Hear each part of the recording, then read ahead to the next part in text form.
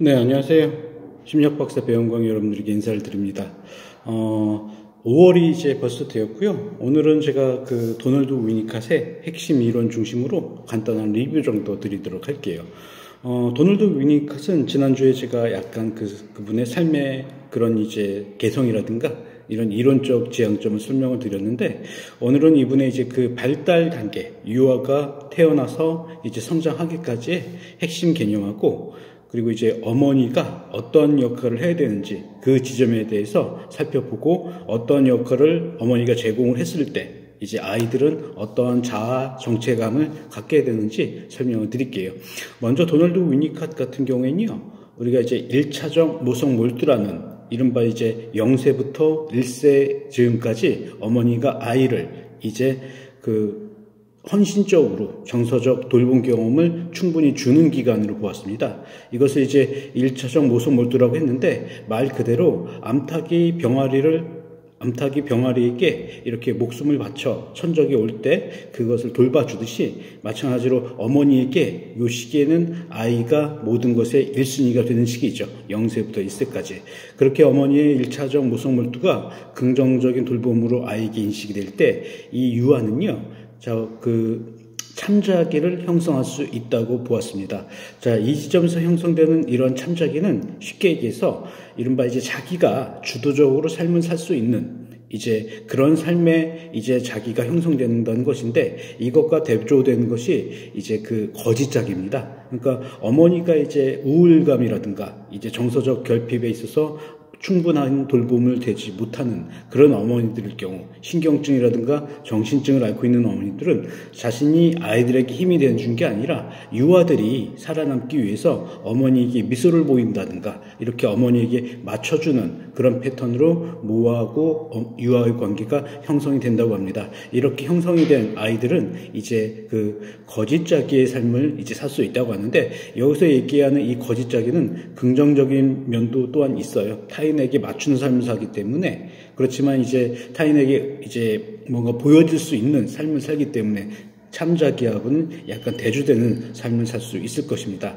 그래서 이런 참자기가 형성될 쯤엔요, 유아가 뭐하고 이렇게 분리되는 시점이거든요. 그래서 분리되는 시점, 이른바 이제 유아들이 이제 신경 정신적으로 이제 성장을 하면서 직립보행을 하는 그 즈음엔요, 어머니하고 아이가 떨어지는 기점이 굉장히 그런 빈도가 이제 많이 증가하게 됩니다. 이렇게 이제 어머니하고 아이가 빈번하게 떨어지는 이 즈음에 유아들은 자신의 그런 이제 분리불안이라든가 여러 가지 떨어짐의 불안으로 이제 달랠 수 있는 여러 가지 장난감을 활용하게 되죠. 여기서 활용하는 장난감들을 위니캇은 이제 중간 대상이라고 보았습니다. 속된 말로 남자애들 같은 경우에는 뭐 칼이라든가 뭐 장난감 총이라든가 장난감 뭐 로봇, 혹은 여자아이들 같은 경우에는 인형이라든가 여러 가지 좀 부드러운 물건들이 남녀에게 좀 차이는 있겠지만 장난감들이 사용함으로써 아이들로서는 어머니하고 떨어져 있다고 해도 그것을 이제 사용함으로써 분리불안을 달랠 수 있죠.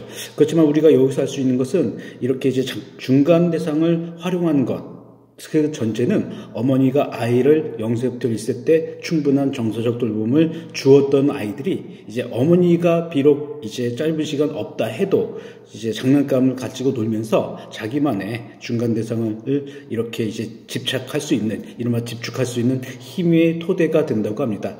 그러니까 아이들이 이제 정서적 돌봄 경험이 부족한 경우에는 오히려 중간 대상을 활용하는데, 그것과 이제 제2의 보조자로서 이 중간 대상과 이제 즐거운 시간을 보내는데 어려움이 있다는 얘기죠. 그래서 어머니하고의 1세 때 0세하고 1세 사이에 충분한 정서적 돌봄 경험은요, 이 아이들이 2세, 3세 때 홀로 있을 수 있는 내면의 힘을 갖게 된다고 하였습니다. 그러니까 홀로 있을 수 있는 힘이라는 것은 굉장히 이제 한 개인에게 외로움과 고독함 속에서도 달랠 수 있는 개인의 그런 캐패시티거든요. 근데 그러한 이제 전제도 어머니하고 아이가 이제 충분히 0세부터 1세 사이에 있었던 경험들이 이제 내재됨으로써 이제 어머니라는 존재가 아이의 내면 안에 변형적 내면화로 이제 작용을 한 것이죠. 그러니까 쉽게 얘기해서 어머니의 긍정적 기능들을 아이가 흡수를 함으로써 비록 어머니는 없다 해도 내 안에 어머니의 기능들이 탑재됨으로써 어머니의 그런 이제 영양분들이, 좋은 정서적 영양분들을 내가 이제 먹음으로써 이제 홀로 있는 시간을 견딜 수 있다고 보았습니다. 이렇게 이제 유아의 관점에서 혹은 어린아이의 관점에서 이 도널드 위니컷의 이론이 이제 우리에게 설명하는 아주 중요한 지점은요. 그런 이제 놀이 문화, 여러 가지 놀이를 이제 우리가 가지고 여가 생활을 하는 것들, 여기에서 이제 이 놀이 문화에는 중간 대상이 중간이 있거든요. 이 중간 대상을 활용할 수 있는 능력도 충분한 애착 경험이 있었기 때문에 이것이 추후에 이제 우리가 아이들이 이제 홀로 있을 수 있는 힘을 이제 갖게 된다고 보았습니다.